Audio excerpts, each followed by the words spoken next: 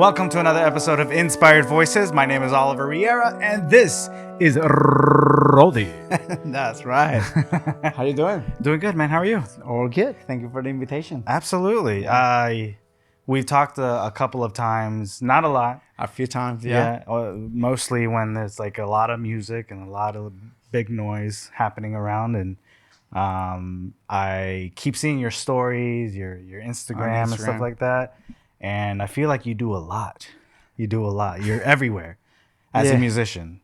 I've been doing a lot, since a long time ago. I cannot stop, and it needs to be music related. Everything about music. Yeah. So obviously you're a musician. What instruments do you play? So my main one is the trombone. I'm a trombone player as a profession since I started in 1998 middle school. And that's the only instrument? Trombone, yeah.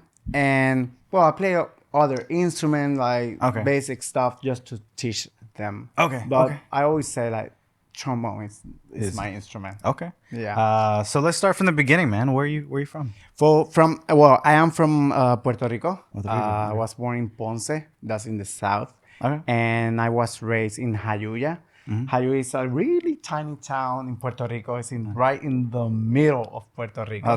And it's all mountains. It's a countryside. So how was that? It was beautiful. Like the vibe is different. Every people know each other there. So yeah, it was great. Yeah. Well, you grew up in the mountains, so that means like it was very peaceful all the time. Maybe. Yeah, peaceful. My house with you got some animals, chickens. Yeah, and that house where I was raised, my mom was raised there. Too. Okay. Wow. So yeah, like in the same house. Yeah, same house. Wow. Same house. So you got history. A lot of history there. Is it haunted? No. So right now we're talking, my brothers and me, we're talking about buying it. Oh yeah. Right now I'm just checking out because we want to just spend time there and just talk about all the great things we learned. In that house. That's great. Like, without technology, my first video game was a Nintendo when I was 5 years old. That was the biggest in that time. But our things like playing around there, it was going to the mountains and creating different games. And so I had 3 more brothers. I am the oldest one. And we were like all the time we were just making the games. And my brothers and me, we've been doing this since we were a child. And doing videos, doing movies, doing using 2 VCRs, playing one and like recording and then stopping it. Really? Pause it. Yeah. So it's like editing the video like that. Like just put one VHS there, play it and record and stop the playing one. So that was tricky. I never heard of anybody doing that. So yeah, and I still have the videos. I still have the video. Oh man. 1991, 1995, 1996. First video. Did you transfer it to CD or digital? I'm doing that. Okay, good. Because I waited a long time and it's something you can't get everything back. No. That's awesome, man. Because like obviously you had to be creative from the start. Yeah, and our minds was like that. Like they're nothing. Okay, let's create it. Let's do it. And it was super fun. Me and my sister did the same thing. We had a camera and we would make like the news, and stuff like that. And thanks to my mom, she always was recording everything. I have all my concerts since my first concert in 1998 with the band. I still have that video, and she was always recording everything. That's good. And that's good. That's good. Now you can look at it when you're memories. 60. So music was obviously a big thing in your family? Yeah. Well, no. I am the first one. Really? Yes. My mom participated in some choir stuff and also played guitar when she was young, and she stopped. And my dad, it was more about education. And yes, he sang in a few choirs, but it wasn't the main thing. Interesting. Yeah. So what got you into music? There was a marching band in Jayuya, in my hometown. And every time I just watched that, I was like, I want to be there. I want, Really? and there's a lot in my house. There was a lot of listening music, salsa, merengue, merengue. Most of the merengue was there in the 90s, and I just wanted to be a musician. I want to play. That's the thing, and it was because I remember my parents telling me that, hey, you need to have good grades. So in 7th grade you start the band, and that was real because the first two groups they chose them to be part of the band. And I was like working really hard. Yes, let's maintain those 4 points and whatever. And yeah, when I started 7th grade in 1988, that was my first time there in a music band. Damn. Oh wow. Okay. So it wasn't like the music growing up in the house that got you into music. It was watching other people playing around the town. And was it trombone too? So no. What was the instrument? What was your first I instrument? wanted to do trumpet really bad. Yeah. I wanted the trumpet because the merengue. Okay. Merengue is trumpet Yeah, and sax. And well, teacher decided like, hey, you know what? We don't have trombone players. Rody, you should play trombone. And I was like, and there was a lot of bullying about playing trombone. We said, oh, really? That sound. I know. So because when you start, the sound is horrible. Like honestly, you don't like that sound. And I was like, my dad, like, hey, we need to. In that time, there in the band, there wasn't like a renting instrument in that. No, you need to buy your own instrument. There wasn't instrument. That seems like it was expensive then, though, right? Yeah. For us, one family, 4 kids, mom, she was a housewife, ama de casa, and my dad was the only one working. So it was hard, but I was so interested. Like my parents told me, let's buy it. Really? It was around 300. Basic trombone. Your dad didn't make you work for it? No, like after that, yes, I need to like because there was an accident. I lost my trombone, and we did some fundraising. Okay. But no, like I was in 7th grade, and I was so into it. I really wanted to be in the band. Since I was a child, and hey, I will buy for you. Yeah. And that's good. I was like, okay, this is the instrument. They bought that instrument for me. They sacrificed, like they need to save some money. And in my mind was, so I need to practice. Wow. So you had the self-awareness enough to like be responsible for that instrument because it was, in that time, was luxury for them. Like, hey. Yeah. And not a lot of kids have that. I know. And after that, I start practicing, and the teacher and all the students, oh wow, like you are in that page. Because in music, that I don't agree right now as a music teacher. You start with a book and let's start reading. And the competition there is like, okay, I'm in page 8 and I am in this 25. The exercise 25, you're still in 15. And that's something it really helped me a lot. Yeah. And so motivated me. And other student was like, okay, you're sounding good. And teacher was, well, that's great. Let's do something else. Or you know what? I have a band in Ponce, an hour from Jayuya, and that's a college, Interamericana. And you should play there. And when I was in 9th grade, 10, I was starting to play with adults. Oh, wow. And I was like, okay, I'm good at this. Let's keep going. But are you more, do you do better with music? Like page music, like music page sheets?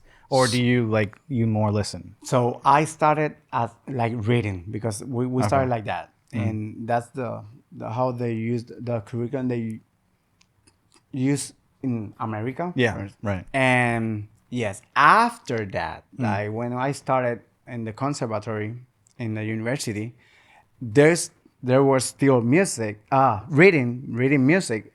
But if you want to earn money in Puerto Rico, you need to start doing ear training, like playing plena, playing in the streets, like. And why? Because there's some singers in the plena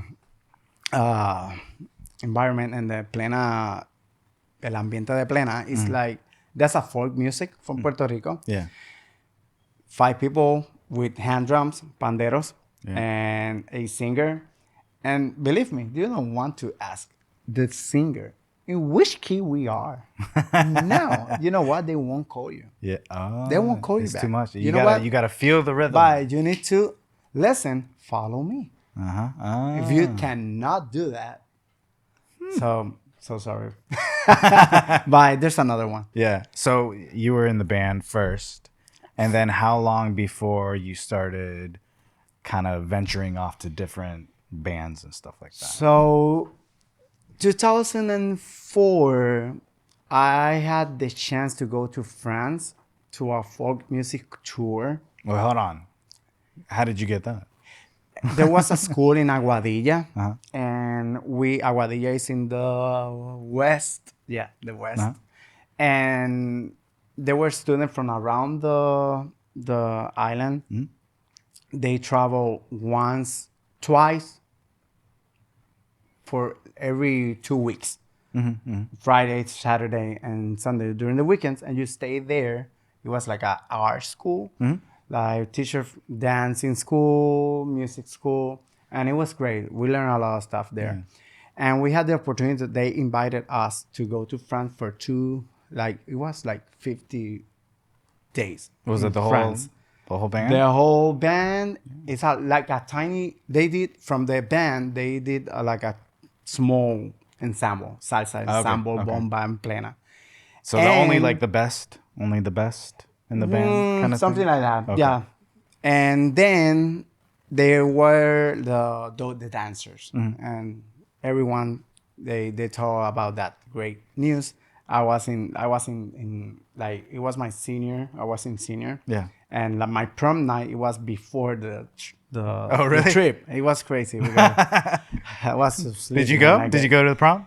Yeah, of course. It was my last. Yeah, I went to the prom, and the other day, my parents just drove me to San Juan to go to the. How was that? How was the news? The fact that you're going to France for the first time. Wow. First time leaving the country. Leaving the country. I lived in New York for 3 years, but I was 2 years, 3 years. Okay. Yeah. And after that, I didn't travel anywhere. And it was my first trip, like a big trip, and my first time playing outside Puerto Rico. It was big. It was big, and it wasn't like playing in Paris. No, it was playing different parts of France. Yeah, it's like you're touring. It's a touring whole stuff. And after that experience, I was like, this is my life. This is what I want to be when I grow up. Like, I did the same thing a little bit when I was in high school, freshman year. The marching band I was in, we toured Europe, and we went to like 10 different countries, just touring all over the place, playing the drums and stuff like that. Nice. It was fun, man. It's fun. But it's fun when you're going with a group too. Yeah. And the thing about those type of events, folk events, it's like you are participating with people from different parts of the country. At the same time, you're having that exchange of culture between them. Yeah. One of in Montignac, that was in France, one of the festival, Colombia, Martinica, and Puerto Rico, we joined each other. We did one song, and we started with cumbia, and then the cumbia dancer from Colombia, they start dancing, and then we started with plena, the same song. Yeah. All the Puerto Rico start, and then Martinica with a merengue. Damn. And it was. That's fun. It was super fun. And do you have that recorded? Years, of course, I have it recorded. I have the video. I don't want to see that. It's on Facebook. So yeah, I have the whole show there. I always brought my camera to everywhere. Nice. And after that, I started college. So when I came back from that trip, I started. How long were you in France for? It was like 50 days, something like 15?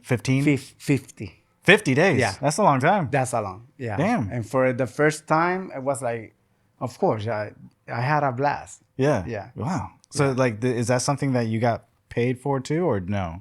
That we pay half. Like okay. Gotcha. Wow. Yeah. Man, that's and amazing. it was amazing.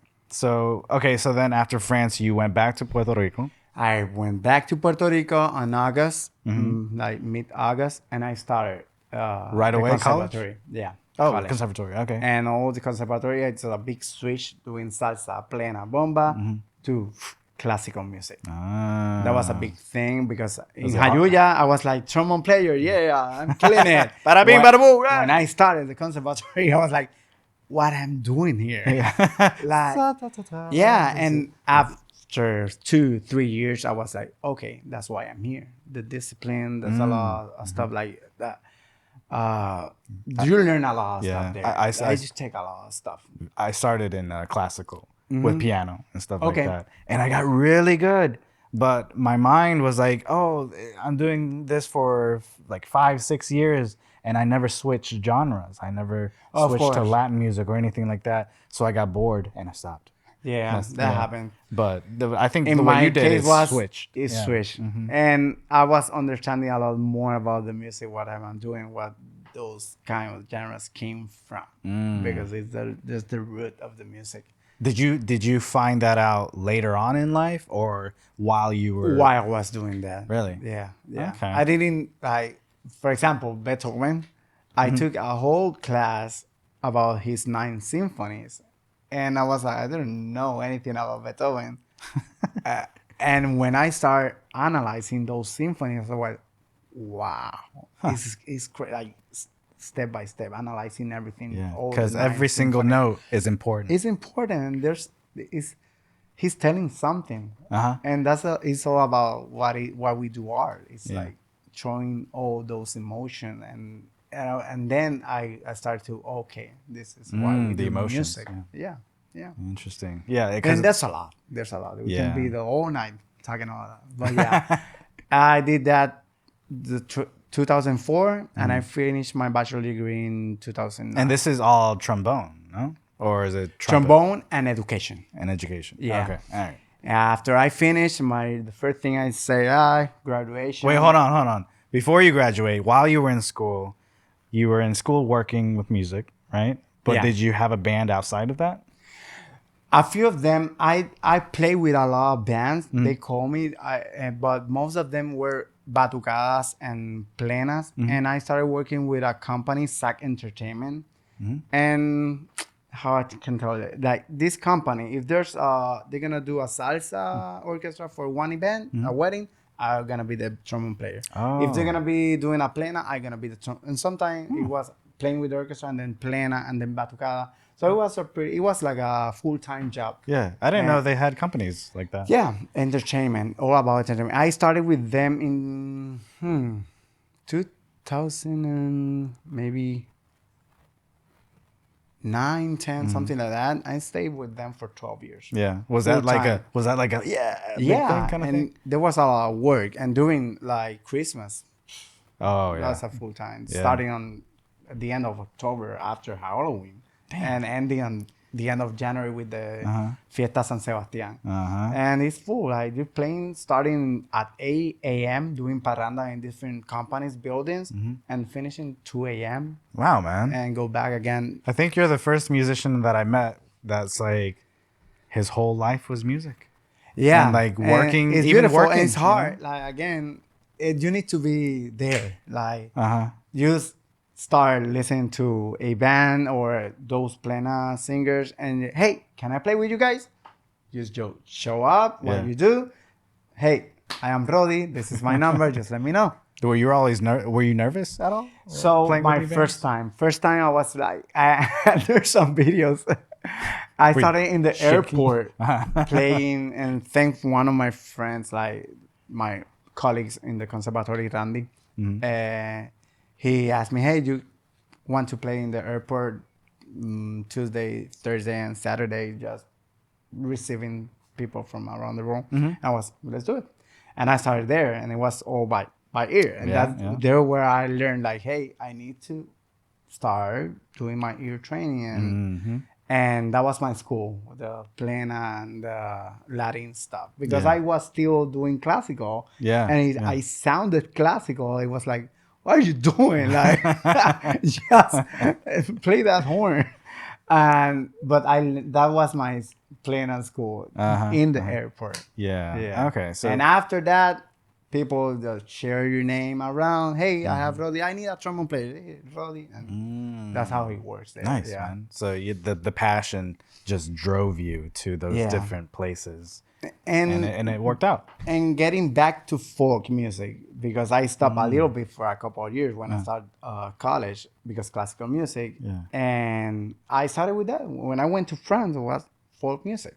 It was playing. I was bomba, I was salsa. But you wanted to go back to folk music after classical? So yes, I wanted to, but at the same time, you needed to do it, like, because Why? like there's only a orchestra in Puerto Rico, and the first trombone player in that time was my teacher.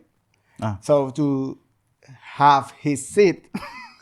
So it was pretty. That's hard. It was hard. So what you need to do to earn money? You need to do Latin music. You're in Puerto Rico, and everyone do that. And right now, there's a lot of my colleagues who are in those scared because he's in Florida and they've been moving a lot. And Okay, so that's what you did, classical music all through college?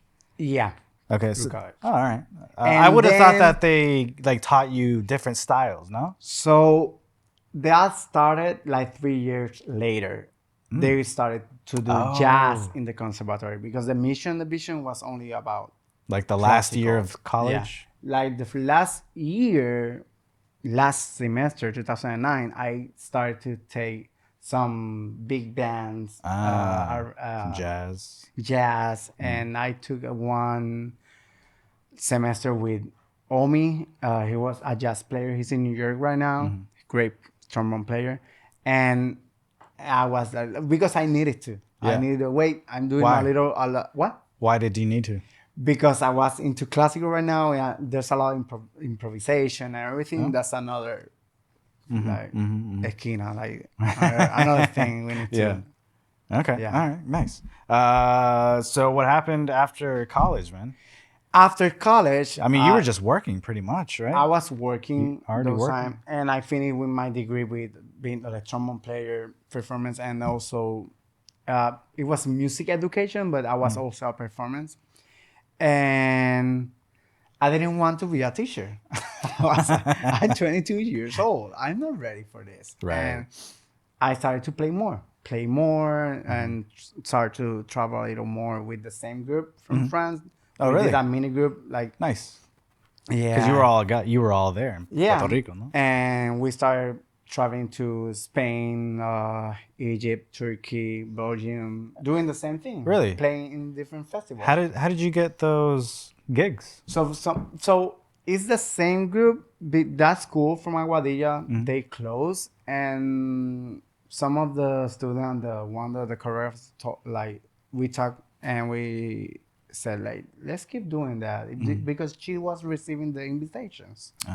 So, and we did different ensembles, and let's keep doing it, for a couple of years. So it's like people that you already knew from that tour from different countries. We start rehearsing, and every summer we went to those festivals. Nice. Yeah, that's cool, man. Super cool. Yeah. Well, I learned a lot. Thanks for that. I'm into this, and that's who am I right now as a music teacher too.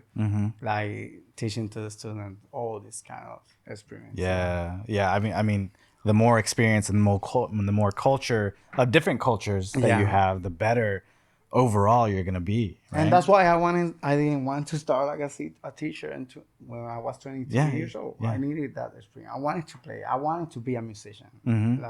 If I want to be a music teacher, like, come on. What was? Did you have a goal in mind when you were young and just playing music? I wanted to do.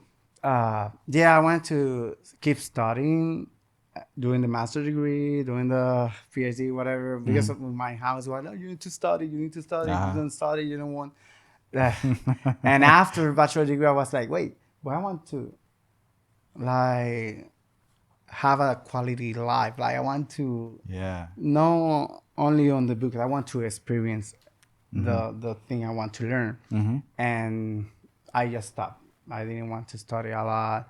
And something happens. there's always a trauma, right? Yeah. So in my family, that it was pretty hard. In 2009, in 2008, I won't say the details about what happened. Okay. But my dad got arrested, and they moved in 2008 to Pennsylvania. Really? All my family, I stayed by myself because I told my parents, hey, I'm here. The music is here. I wouldn't want to leave college in my third year of college. So bye bye. Where? Wait, where were you? You were in Puerto Rico. Oh, Puerto Rico. Okay. And my family, and they moved my to brothers, my mom and my dad, they moved. Why Pennsylvania? My dad have a family there. Oh, some okay. brothers. All right. I was like, no, that's random. Yeah, Brandon, Easton, Pennsylvania, a really tiny town. Uh-huh. My mom still's there. She lives there. Yeah. But yeah, something happened, and my dad got arrested. Honestly, he was having a double life. We didn't know. And great educator. He's been a great. He was a great educator, great dad. But again, he was doing something that something on the side. illegal. And so you were by yourself in Puerto Rico at that time? By myself in Puerto Rico, and was that the first time that you were by yourself? Yeah, and it was really hard because I need to do everything. So that happens, and my mom doesn't work in her in Jayuya. She worked for a few years, but when she moved from Puerto Rico, she didn't work. So what my dad. So after that, without losing my dad, so I was responsible of my whole family, all my gigs. Really? It was like, you know what, my brothers, the youngest was in middle school, and the oldest one was finishing senior. So right now there's been a child right now. Yeah. In that time. So yeah, and without thinking about it, you need help. You need my help, and the whole family started to help. My brother started to work in McDonald's.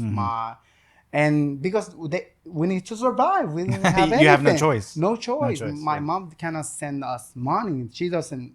It was super hard.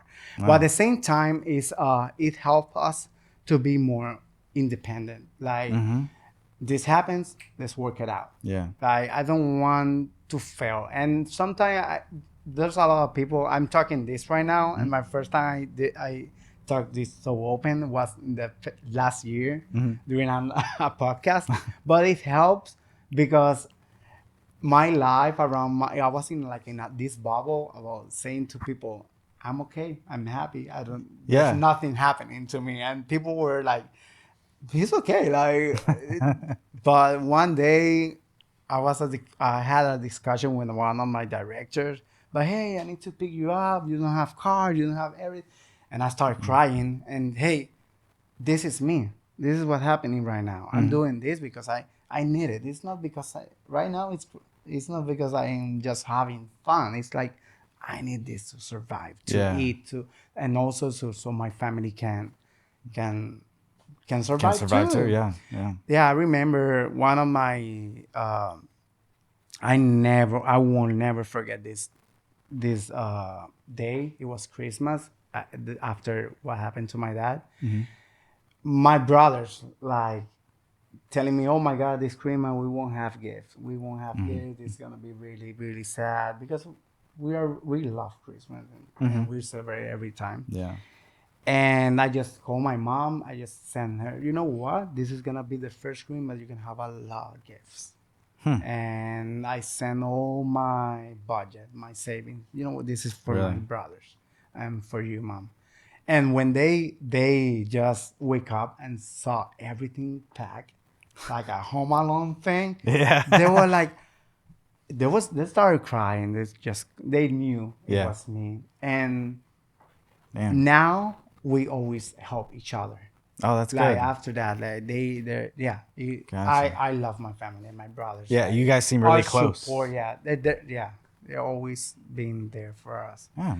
And after that, we learn a lot. Yeah. We are other persons after that. I mean, you had a lot of responsibilities back then. Yeah. And the fact that you didn't stop music, you just kept working harder in music. And music and helps. other people will stop music and get a job. Yeah. You know what I mean? So like that's And we bravo. just thank you. And also my brothers. Again, it was a teamwork. We did it like as a teamwork. Hey, you need this, now I need this, now we start sharing. No questions, just okay. No, let's do it. Let's do it without thinking about it. Wow. And I didn't tell them what was happening in my life in Puerto Rico, what was happening in your life. And after 6-7 years, we just got together and we start talking. And we were, wow, that happened. Oh, wow. You were thinking about this when this was happening. Yeah. And it was like what was the listening hardest to different stories at the same time. And But not again, knowing, right? Everyone is a professional doing what they really wanted to do in life. So that's awesome, man. Yeah. What was the hardest part about living on your own in Puerto Rico for the first time? So holidays, I think was holidays. Holidays, yeah, it's not the same because celebrating Thanksgiving, celebrating all those holidays as a tradition, and I was just with my trombone playing in a stranger house and playing pa pa pa pa. My first New Year's Eve, I was playing and crying because I was, Oh no. who am I gonna hug? I'm working. But you get used to that. It's a sacrifice. Sacrifice. And after the second year, it was like you don't feel that. It's like, well, whatever, Christmas, and you became a Grinch. Like honestly, Christmas, of course, money. Let's play. There's a lot of gigs. Did you? Oh man. Like, so it was a sacrifice. Did you think that it was? Did you just think it was temporary? Did you find yourself just thinking, oh, it's only temporary? It's only for a little bit of time. Yeah, for me, my mind. I didn't went to my home and go like this. I had roommates, also great friends, Ramon, Edwin. I will say their name. I still in touch with them. Yeah. And they're always asking, "Are you right? Are you good? Are you everything?" And we've been together since we were in. One of them in elementary school, and then the other one in high school. Nice. So damn, that's a they're long time. like brothers. Yeah. And yeah, they were there for me. That's I wasn't awesome. by myself in the house. I had roommates. Right. That's and good. More than roommates, brothers. They always they knew when I was like, oh, okay. Yeah. And how old were you when your family left to Pennsylvania? I was 21. Okay. Yeah, 21, wow. 22 I graduated. Yeah, that's pretty young. Yeah. I mean, I was on my own since I was 18, but the fact of having no support at all. Yeah. I mean, obviously you have family support in that way, but they're not close. Nobody's around you that's close. Like yeah, because family. I was 18 and moved to San Juan from San Jayuya, but they're in Jayuya. It's 1 hour and a half from where you are. It's different. Yeah. But without anyone there, it's like, it's really good. But they're always friends. They're friends. It's like, yeah. And you didn't visit them in Pennsylvania at all? Yeah, usually I did it like for twice a year. Okay. But during holidays, no way, because I'm gonna be losing a lot of money. Yeah, that makes sense. That makes sense. Yeah, that's what, honestly, like not being in Puerto Rico during those months for musicians. Do you still do that now? No, no. That's why I'm here. That's another story. I'm here because I have my family. Yeah. And staying there, I won't be in my house. I'll be outside. So what happened after that? When was the transition from Puerto Rico to here? So to Puerto Rico to here, it's all about like another thing. And here come Maria. Yeah. Living on 12th floor. Oh boy. So that happens. So those years I did like a big project with another team. Counselor, a choreographer, Sorimar, Victor Manuel, and me. We prepared like a really proposal for a school grant. And to use arts as a tool to improve schools in Puerto Rico. Okay. And they say yes, and we were like, yay, happy. This is a big race, a whole year project in one school in Guaynabo. And we were pretty excited because I was the coordinator, and Nice. I was the one who was choosing who is going to work with me, and that's helpful. So you're the because leader. Yeah. And Was that the first time that you were a leader? yeah, Wow. because the other person retired, and they asked me, hey, "Do you want to be the other coordinators from this project?" Yeah, of course. Why not? Let's do it. Let's learn. Yeah. And we were pretty like we were happy. It was great. And we supposed to start on mid September, at the beginning of September. So we started the meetings, getting together, and Hurricane Maria that same year. Yeah. 2017. And my mind was like, oh my God. Now who's Maria? Huh? Maria. Maria is the hurricane. Oh, the hurricane. Oh. Huracán Maria, oh, yeah. okay. I thought you were in love or something. I don't know. No. I was in love those times, but Maria. Mariel is my wife. Okay. Close. Well, it was during her birthday. Hurricane Maria was before my wife. There you go. There you go. That was beautiful. So, so Maria, the hurricane, so came September 20. Yeah, 2017. And my mind was after Maria, after the next day, when I just woke up and saw everything, we don't have job. Like, we won't have time. Where we're gonna play? Well, that was one of my full-time job. Yeah. My project. Like mine, the group teamwork, I was like, whoa, I lost everything. But after that, a week after that or 2 weeks, the boss called us and said, you know what? Let's doing it. Schools need more help now. Okay. So you still went through it? Yeah. We started meeting how we started to reorganize the whole project using resilience, social justice, equity with the help of the counselor. I feel like that was connecting everything with dancing, art. Without energy, what we're gonna do? Have fun. Let's dance. Let's play music. We have those things, and we don't need energy to do it. Did you find that hard to do? Because everyone's like, a hurricane came through. I have nothing. Why am I going to do this? So the thing is, like, there was nothing. There were no distractions. So there was the only thing. It was like, I prefer to go to school and learn about dancing and art, instead of staying in my home with my TV it doesn't work. Right. With my cell phone, it doesn't work in anything. And all the community, like in particular, everyone started helping each other. And we started doing that and helping not only the students, also the teachers, doing some workshops. Workshop for the teacher, what kind of help they need. Just sit down and let's talk. That's that's a big help too. Yeah, and sharing everything what happened and how we can support each other. And to the counselor who was working with me, Victor, they sent him a message from Chapel Hill, a school who wanted to help us. The same school I'm working right now. Yeah. Oh, okay. And the director, the principal of the school say, hey, I don't want to work with this. There's a lot of stuff. Can you do this for me? Well, let's do it. So the counselor started sending a message, and he told me, you know what? This school wants to help us. They want to come to here. There's some from teacher, and the counselor is from Puerto Rico too.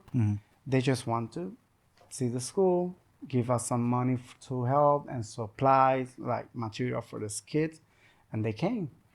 So wait, hold on. The Maria made you teach for the first time then, right? Yeah. Well, that was the first time teaching?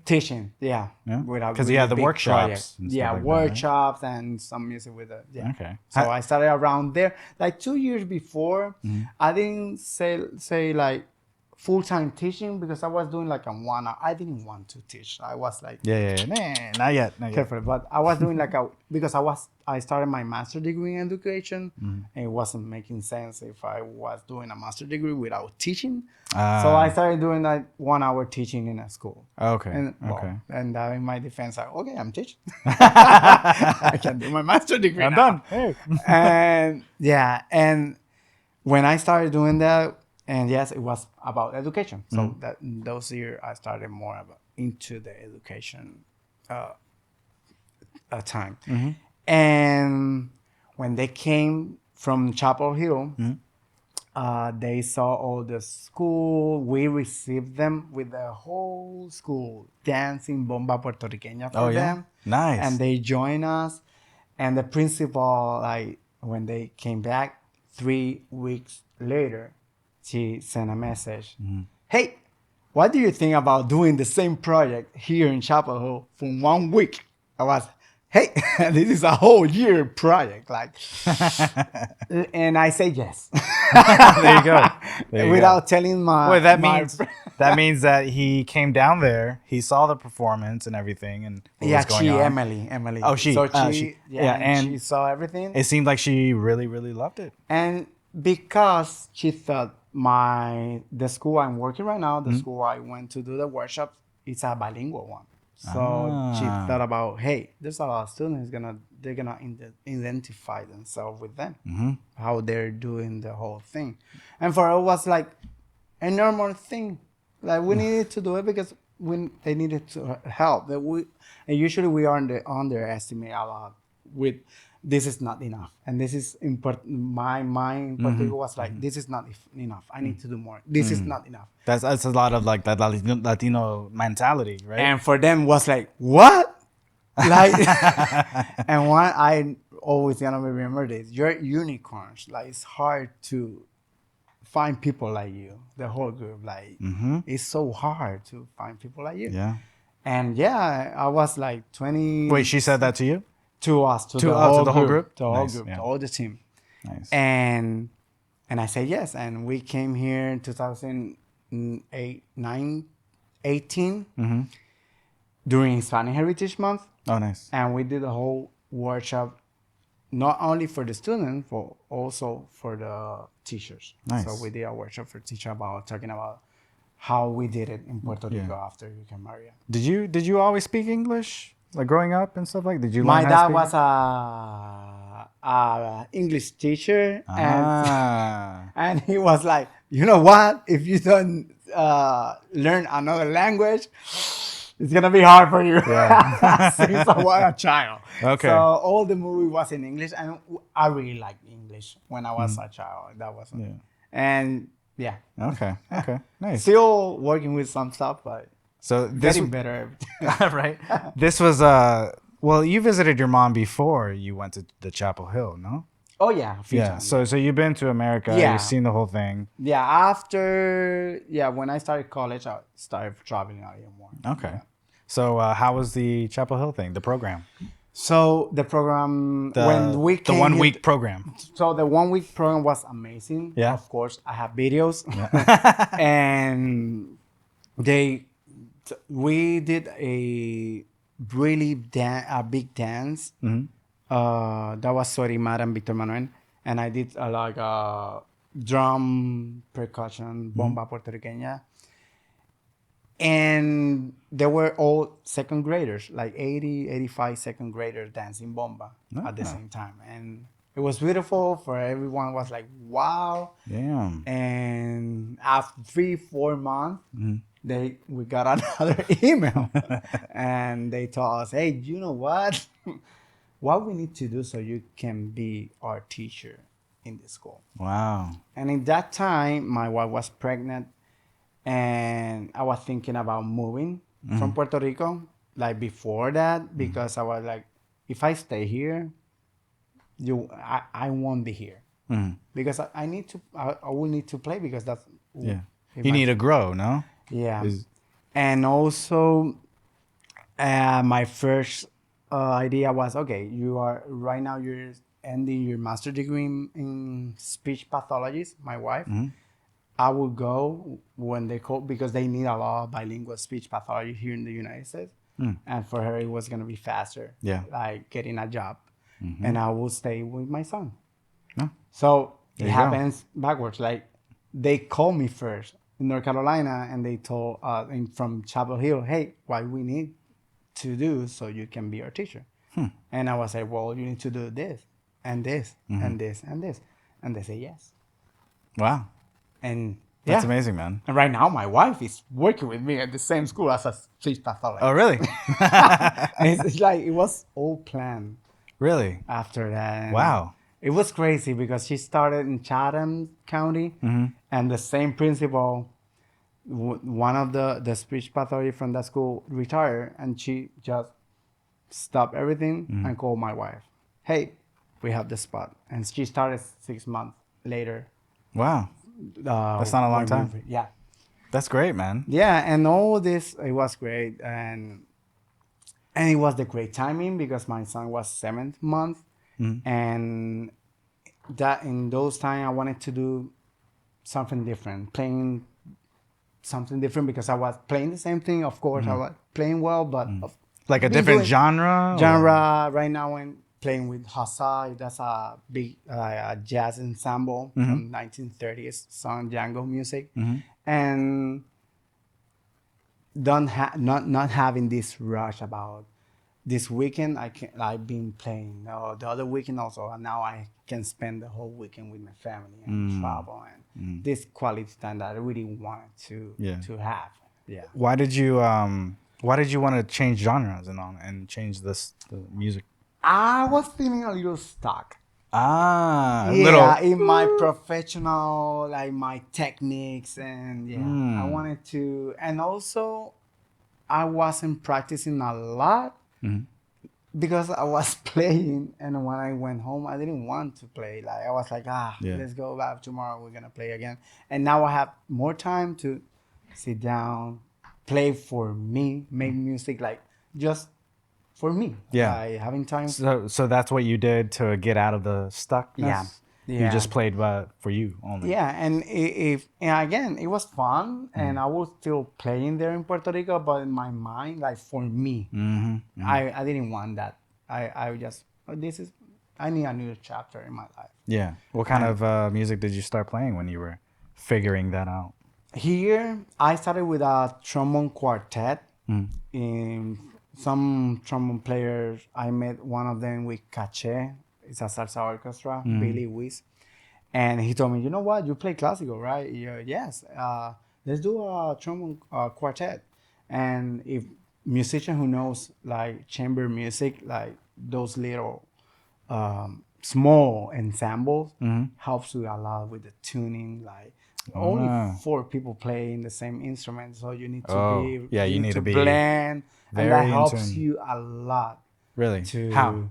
Like it trains your ear, also reading, also tuning the different chords, because in our case as a slide, sometimes when you have a chord with 3 notes, one of those notes needs to be a little lower than the other one, the third one. So that's something that you learn doing those kind of things. Was it hard for you? So I feel like beginning, well, at the beginning, I remember I was playing for music and salsa and playing. So yes, it was a little not hard to, like, you get it fast because you have it. You didn't practice it a lot. Like when after 2 weeks, you just got it. Okay, all right. And we started to do some concert, pandemic starts, and we started to do some videos together on Instagram, and then some virtual concerts in Greensboro. Yeah. It was cool. You play a lot of shows and with different bands and stuff like that. Was it always hard for you to? I feel like it wasn't hard for you to find gigs, or book shows. So you know what I mean? Before I moved here to Chapel Hill to North Carolina, I started my Instagram because I was, hey, I'm gonna start in a new country. Nobody knows me, and I don't know. Like some of them saying, hey, if you go there, you won't be playing trombone. Like, well, of course, you want me to stay here. Again, they did a bet. One of my group. No, Rody's gonna be there for 3 months. He's gonna get back. Yeah. And I told him it's not about music. I want a different life. A different life because of my family. Right. That was funny. They lost it. So. Right. So I did the Instagram at 6 months before moving, and I started to post videos, me playing and hashtagging. That time works. I don't know now. Yeah. But hashtagging Chapel Hill, North Carolina. Nice. And I also played during that workshop with a Latin band, Saludos Compay, from Chapel Hill. And during Hispanic Heritage Month. And when I came back, my first week I moved here, I had my first gig. Nice. And again, and then people start talking. Hey, trombone player, you play Latin music, you play classical, you play this, you play jazz. And you can read music too. And you can read easy. music, so. Man. Yeah, and I started to like, hey, this is me. Yeah. But slowly, because I didn't want to get back to that rush. Like getting a lot of gigs and so. You had that in mind before? Yeah. Because I needed to start like to learn how to say no. Sometimes it's hard for us. Yeah. For me, it was a lot. Sometimes you have to go to break yourself in order to find out that you need to say hey, sorry, I need some priorities. So right now, priorities for me is like the Hassa band because it's all type of genre. I can be like a more substitute to Latin stuff, but I still do it. And with Tumbao right now, I've been doing a lot of stuff. I really like the vibe of them. They're creating new stuff and mixing a lot of genres. So that's something I learned. You learned? So, what do you mean? No, like I'm learning while I'm doing those kind of things. Okay. It's not like playing the same. Oh, okay. So music. You mean like mixing it up with the different music? With different, and creating. I see your Instagram and you're posting a lot about you do a lot with kids. You do a lot with playing music with kids or something like that. Yeah. What's that about? So right now I'm in that school with Miami and in the Chapel Hill one. Okay. And I finished my certification in ORF. That is a approach. I was reading this book about ORF, and it takes 3 years to be certified. What is ORF? ORF is a composer. Did this approach. Karloff is the one with the Carmina Burana. Okay. Bum, bum, bum. Oh, okay. Yeah. So you start singing that. Yeah. People know. And so he was also a composer and also an educator. And he started to make this approach about, instead of using a book to start learning music, just playing folk games, like traditional games from each country from around the room, and from around the world, and just a lot of music there. And they made this certification for teachers to teach that with that philosophy. And it's all about kids improvising, play while they play music, they play games, and they learn music at the same time. Interesting. And that's the approach I'm doing right now, and it's amazing. I feel like that's the best approach. Yeah, because right now I started with them on August, and they haven't read any note, but they can play a lot challenging stuff on the instrument, and now they're analyzing what they were playing. Okay. Instead of, let's start with the book. Oh, no, don't touch that instrument. No, let them create with the instrument. Yeah. Let them explore it, because their mind's like that right now. You can feel it in their body, with the instrument. So usually about that body, we start with body percussion. Then with the body percussion, we sing what we were doing in the body percussion, and then we go to the instrument. And that's one of the techniques. And at the same time, they have fun. That's awesome, man. Is that do you do that with anybody? It doesn't have to be a drummer, right? It's just anyone. Right now, K5. So kindergarten, first graders, and they're doing it. And there's a lot in that approach. And I like this quote about, like, it's so hard to explain it. if you don't have that experience, because it's another vibe. I love playing with the ear, man. It's just you feel it in your body because so that's the much, thing. When you're reading, like you are so concentrated, it makes you anxious a little bit, and you need you want to be really perfectionist, and blah, blah. When you feel the music, it it's doesn't like matter, man. That goes out the window. Of course, there's a lot you need to keep in mind about techniques and being course. tuned, but sometimes with a lot of musicians forget like what is art? What is art? It's all about you showing how it's a way of express yourself with an abstract sound. Yeah. How do you feel? Yeah. Play that. Yeah. That's awesome, man. Yeah, I feel like maybe correct me if I'm wrong, but with every music, yes, but in particular, Latin music, playing with the ear is the best. Yes. Yeah, And because you got that rhythm, right? Yeah, and Latin the rhythm. end also jazz also. Oh, jazz, yeah. Yeah. And it depends what is your path. Yeah, that's true. That's true. But yeah. I'm just thinking about Latin music and the dancing. And also in classical music there was a lot of improvisation too. So they made a lot of there's a lot I forget that name.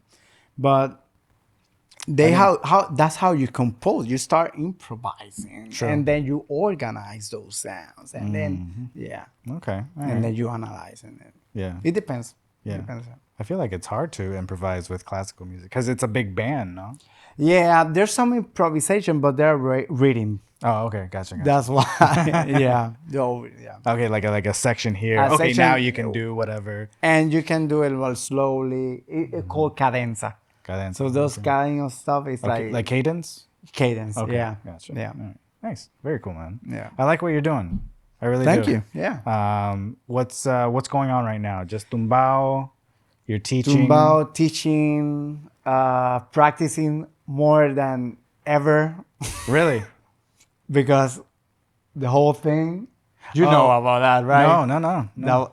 So last year on October, and I was feeling so great because I was growing up as a trombone player, and I was feeling like, my technique is getting better, and so I was feeling a tiny thing here in my gum. It was just a pressure.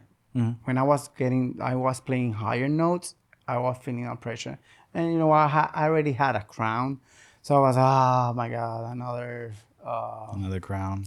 Another crown. I have another infection. Let's go to the dentist because this is my work. Right. One of my work. Right. Yeah. Like, music teacher also in school. I need to sing. Sure. So I went to the dentist, and when they checked me out, they told me, "Hey, you don't have anything. You're good." But I know I have something because it's a lot of pressure there. So they sent me to the EMT. And they did a sonogram in this part of my jaw. And they found a little ball, like, I don't know. It's a little tiny ball, a black ball there. And my mind, boom. What was it, cancer? So it was a tumor. A tumor. But I didn't know it was cancer or a benign one. Of course, when you start Googling. Yeah. Oh my God, I'm going to die. Yeah. So you get a little anxious those months. And 10 of those tumors, I don't know if I'm correct, 9 of them were benign. But you had 10? No, like there were 10 types, different types of tumors. Okay. There. I thought you had 10. No, just one. Oh my gosh. So one of them was cancer. I was like, well, I can be lucky or what is the chances? Right. So after they did the CT scan, they told me, okay, it's a benign one. But again, that's okay. It's benign. That's great news. But it's my job. Yeah. Am I will be able to play again? And I was so scared. So when I had my first appointment with the doctor, with the surgeon, he told me, this is going to happen. Well, my mind got, when he told me, okay, don't worry. We're going to take the whole jaw out, the whole bone. And they're gonna put you like 3 screws here and a metal thing right here. Damn. And then he start talking about the procedure, and then we're gonna cut you here, and then my we cut all God. this. I was not. My mind was like, wow. It's over. Bye bye. You thought it was over, right? Yeah. Bye bye music. For me, it was like, but I didn't want to think about that a lot, and I just started to talk to some of my friends, great friends, and they know me. And one of them, the same counselor who works with me in Puerto Rico, he just talked to me like, you know what? You're not only a trombone player. You are more than that. You're a musician. A musician is everything. So forget about that. And that got me because yes, I am a music teacher. I've been composing some stuff. I can learn another instrument. Yeah. And did you ask the doctor, like when he was telling you that, did you ask him how long before I could play again? So no. He did. I asked him if I was able to play. The only thing he told me, well, that day before the surgery is maybe I will be losing my nerve from my lower lip. Oh no. The motor one and the sensation one and my tongue. Damn. At the end, and no, he told me only the sensation. The motor one, he told me 20 minutes before getting to surgery. Oh my God. And my heart was, this is the drugs, or I'm like, no. Yeah. And yeah. And it was crazy because my mind was running really fast those days. But having this conversation with friends and the support, this time was the first time I did a video talking about. I didn't like to do a lot of videos and talking. Sure. Yeah. But I did this because it helped me a lot. Because I received a lot of different messages and supporting me. I was like, okay, I did the right thing. I wasn't showing them I am a victim or I need help. No. Right. Yeah. I was telling what's happening to me, and there's a lot of people who knows me who are gonna be calling me. Yeah. And people want to know. Yeah, and the best way was, instead of calling everyone, let's do a video and explain what's gonna happen. And it was pretty great because I felt so calm, more calm. And love. Yeah. And all those messages like really helped me a lot. Yeah. So after that, surgery happens. The doctor, when I woke up, well, I was a little dizzy. He told me, you are able to play trombone. Nice. That was his and you were like, words. Yes. I was like, whatever. Forget it. But yeah, he told me, yeah, you will be able to play trombone. Bye. That was the only thing. Honestly, that was really nice. And he did the whole thing, like remove the jaw and stuff like that. He did everything? Wow. Everything. That's a big surgery. With a big team. Yeah. So, and... How long was the recovery? 2 months after, 1 month with my mouth shut. Oof. 2 screws here, 2 screws here, no. And wires. So liquid liquid the whole month. Oh. And I was pretty patient because I changed my mindset. It's out of my hands. I need to do this, and I need to be like responsible. He told me, you can take that out in 2 weeks. When I came back, so they take it out, he told me, you can stay 2 more weeks and you're gonna be 98%. That's you're gonna have a full recovery. And I told him, you know what? Keep it. 2 more weeks. Yeah. I want to play. Yeah. I don't want to mess up anything. Wow. Because I know the first thing I'm gonna do is you cut my wires. I want to eat. I want to eat. And I know it's gonna be. I thought you were gonna say the trombone. No, I wanted to eat so badly. I did a video like, hey, today they're gonna cut my wires. Or you were like, and then I was like, no, 2 more weeks. But honestly, worth it because after they cut the wires, after 1 week, I start doing like beginning from zero. Wow. Trying to make a new embouchure. Yeah. Like when I put my mouthpiece here, I still have this all numb. Really? Yeah. So when I put my You mean like right now? You still like have it right now? now, Wow. it's all numb because the recovery is between 6 months. That's already passed and 1 year. But some a lot of people told me, you know what? Maybe you never feel recover. again. Yeah. And at the end, it's like I'm playing. Yeah. Whatever. Wow. I just practice for like whole notes for a whole month, carefully, only mouthpiece. Did you starting know? like a kid. Did you know how to start? Yes. Thank you for my professor in Okay. college. Okay. Because there's different methods, like using a spirometer. You know what the asthma thing with the little Yeah. ball? Mm-hmm. You start with that. You put the mouthpiece here, and you can control. You can see the air. And I started with that, like really patiently, 30 minutes the first week, doing whole notes. Because again, Damn. I didn't feel anything. My mouth is like felt like only this. You can just do the position and hope that it's correct. Yeah. And it was a little frustrating. I also did a video in my Instagram, my first day playing it, and you can look my face. And when I watched it, hey, come on. It's your first day after 3 months without playing, after a big surgery. Take come on, give you a break. And that's why I did also the video, so I can watch myself and how I was progressing. Yeah. And now I'm playing like. So when that, it's got to be a little frustrating, obviously, right?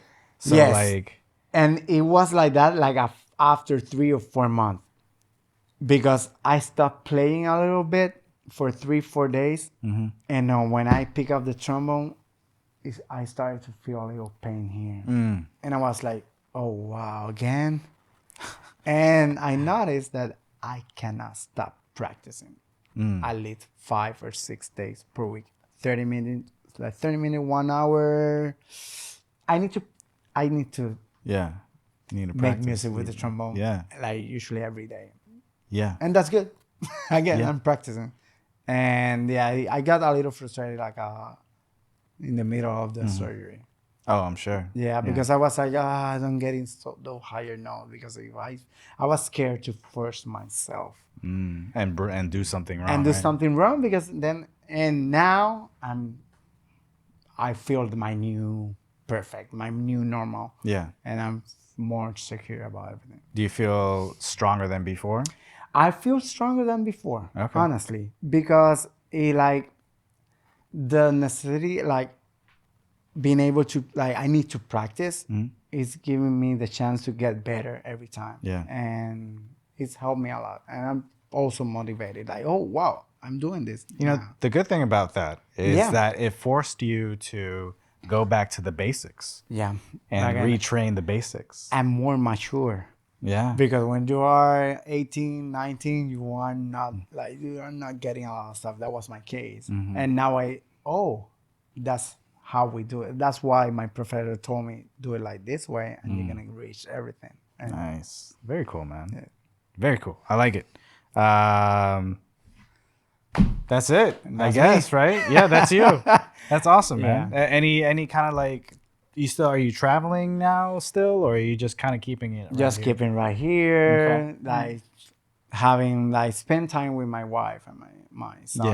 Yeah. Enjoying life. Yeah, is my priority right now. Yeah. And yeah, It's living very the cool. life. I'm very happy that you're able to always play music for full time and not needing to get another job in order to support your family, in order to support yourself.